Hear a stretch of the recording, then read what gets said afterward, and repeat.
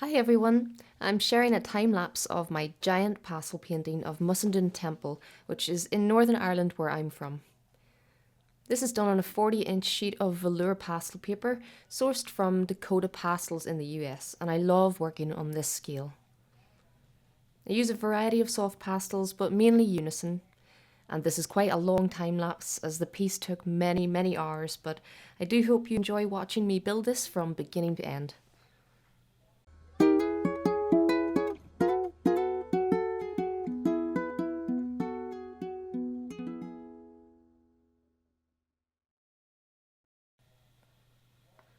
Landscape painting has not always been my forte, as I started out portrait artist, but the desire to paint backgrounds in my portraits forced me into working hard on this.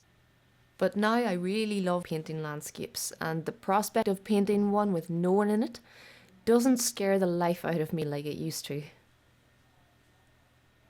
I start off working on that gorgeous sunset, and I'm so keen to get to work that I don't do the best job of setting up the camera.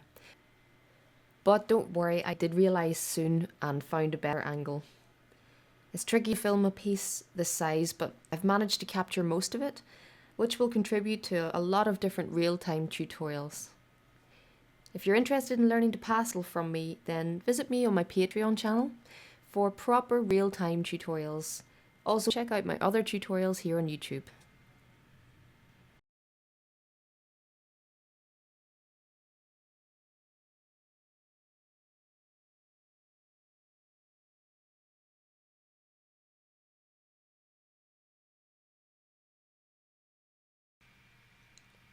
So this guide takes me quite a while, building up the layers and blending all the loose pastel well into the paper.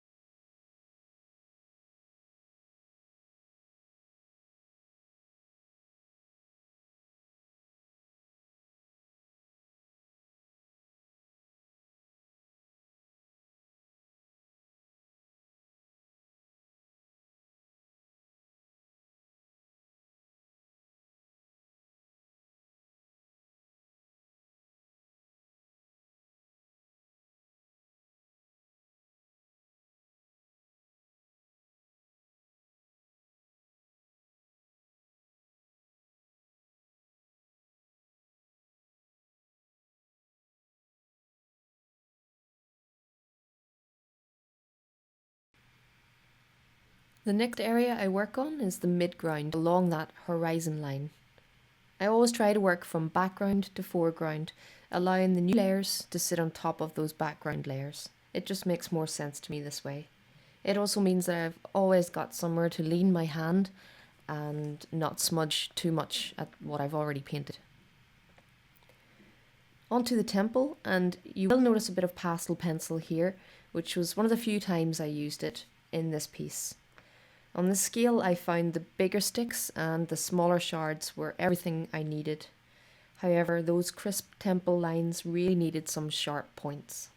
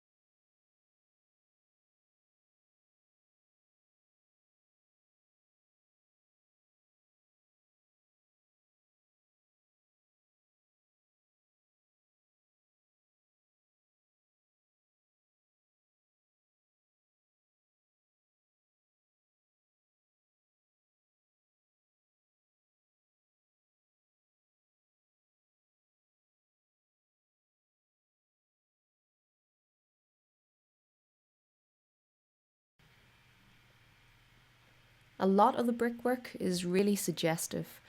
I haven't actually painted every brick.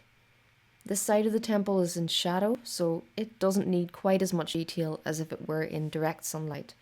But a lot of the time, I'm taking what I can see in the photo reference and trying to simplify it enough for the painting, but that it still works in quite a photorealistic way.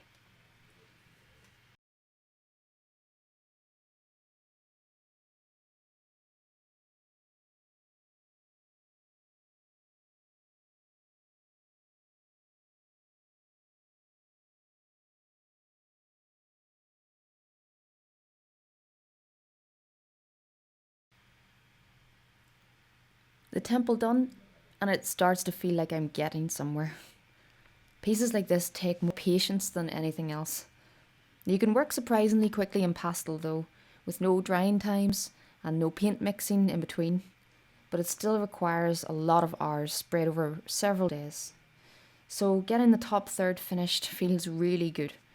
I bet if you're an artist, you know the blank paper syndrome. It's much easier to come to work when you're a good bit into the painting.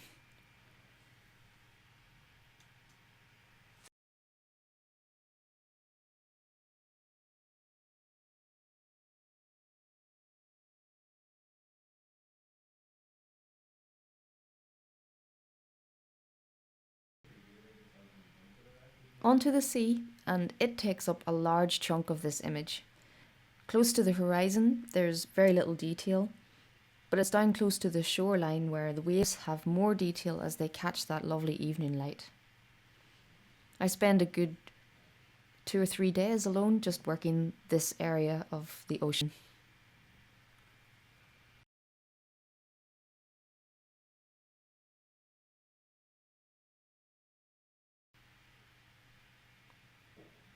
I block in the beach area now, and there are two tiny people way down there, but I'll add them in later when I'm happier with their surroundings.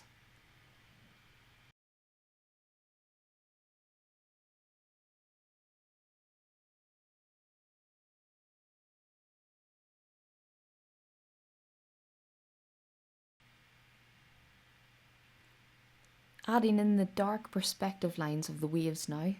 It's tricky to keep all perspective lines accurate, so I step back often to judge the whole thing from a distance. I mean, what you're seeing here has all the fluff removed, as well as being speeded up.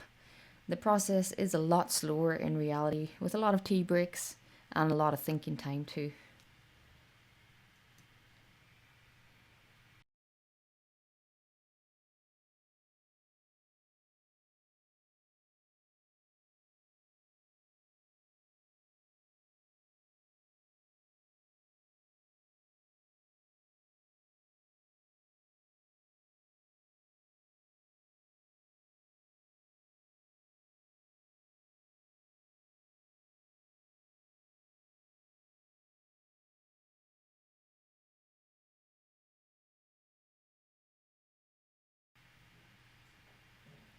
And now for those tiny wee people on the beach. There were others in the photo reference, but I liked the idea of this couple having the whole place to themselves, as I often have when I visited this place. I especially loved their long evening shadows too.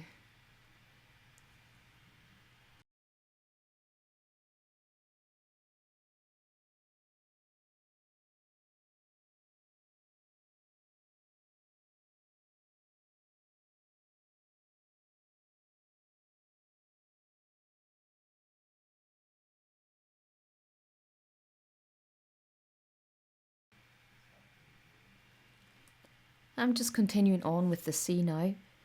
I'm trying to look at what are very complex, detailed waves in the photo reference and simplify to the colourful marks and films of colour I'm using to represent them.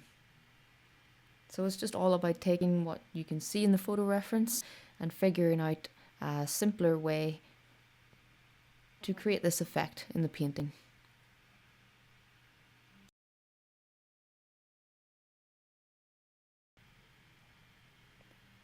The part I was really looking forward to was adding this setting sun and its reflection on the sea. A very satisfying session this was, adding the source of the image's beautiful lighting.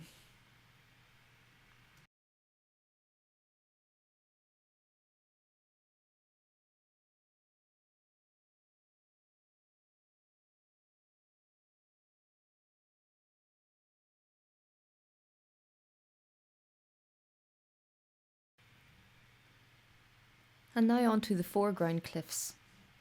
At some point during this, the camera decided to slouch over on me. It obviously needed a rest, so I did lose a little bit of footage here, but not much.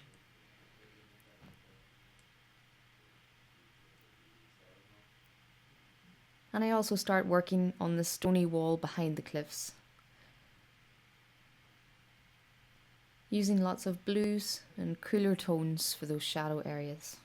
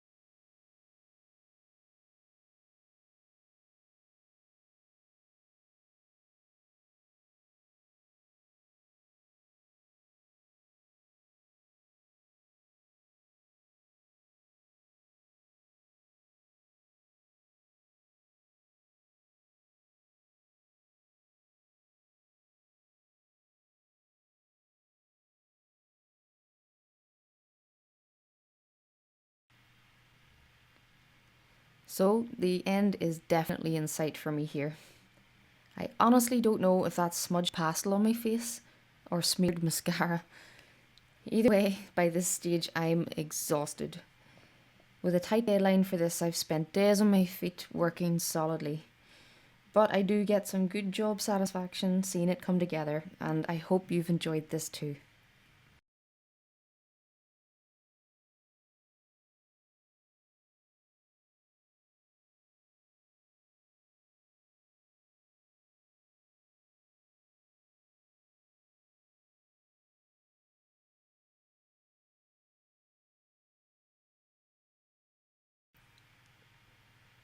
My next task now is to create some good tutorials from this footage and show you just how I did it. If you're interested in learning, do remember to check out the rest of my YouTube videos and also consider visiting me on Patreon. Thanks to my patrons, I'm able to devote a lot more time to making these videos, and I'm also investing in better equipment to make them even higher quality. So thanks for watching, and I'll see you next time.